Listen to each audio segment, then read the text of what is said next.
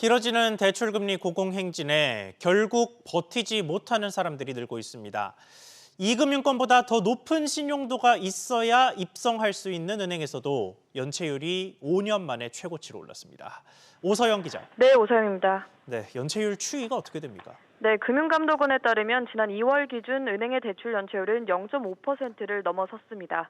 은행 대출 연체율은 지난해 말부터 더 가파른 상승세를 보이고 있는데요.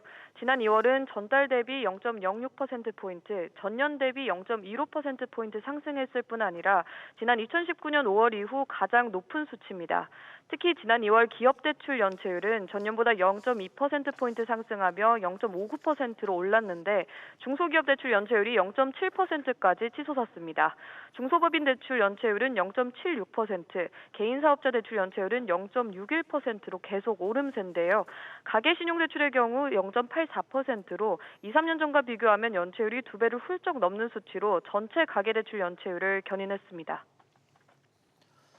네, 상황이 점점 안 좋아지고 있는데 금융당국이 당장 움직이는 것 같지는 않습니다. 네, 이런 연체율 상승세는 금융당국 입장에서는 당장은 불가피하다고 보고 있습니다. 금융감독원 관계자는 고금리가 지속되고 있고 경기 회복세도 지연되고 있기 때문이라며 통상 분기 말 연체 채권 매각 등이 이루어지니 3월 말 기준 연체율은 낮아질 수 있다고만 설명했습니다.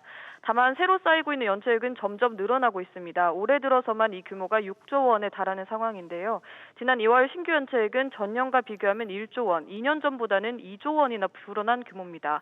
금감원은 매각뿐 아니라 취약차주에 대한 채무 조정도 활성화한다는 방침입니다. SBS 비즈 오서영입니다.